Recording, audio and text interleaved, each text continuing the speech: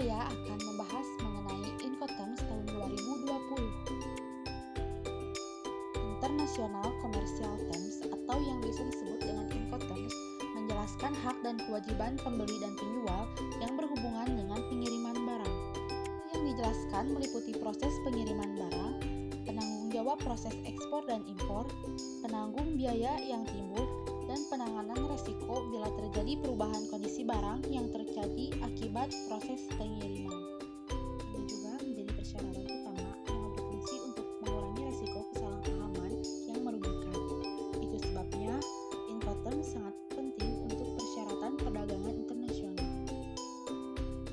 Incoterms yang pertama yaitu EXY atau Ex-World, di mana penjual harus menyerahkan barang-barang kepada pembeli di tempat penjual, tidak dimuat pada kendaraan atau transportasi apapun, sedangkan pembeli menanggung semua resiko ketika barang telah ditempatkan di tempat penjual. Yang kedua, free alongside ship, di mana penjual harus meletakkan barang-barang itu di samping kapal di tempat yang disebutkan namanya dan mengurus untuk izin ekspor, sedangkan pembeli menanggung semua resiko barang yang telah dikirim bersamaan dengan kapal di pelabuhan yang disebutkan.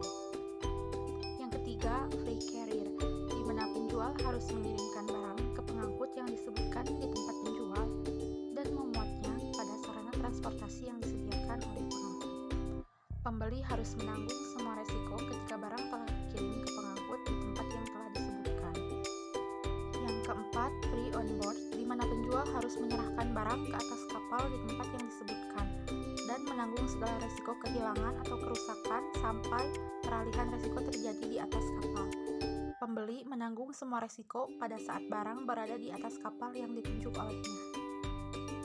Yang kelima, post and freight, di mana penjual harus menyerahkan barang tersebut di atas kapal di pelabuhan pengiriman atau pelabuhan muat, sedangkan pembeli menanggung semua resiko pada saat barang berada di atas kapal di pelabuhan dan harus menerima barang dari pengangkut di pelabuhan tujuan. Yang keenam, carrier insurance freight, di mana penjual berkewajiban untuk bekerja sama dan membayar asuransi. Asuransi yang digunakan juga harus menjangkau area resiko dan durasi perjalanan seperti yang disebutkan dalam kontrak penjualan serta menyediakan sertifikat asuransi.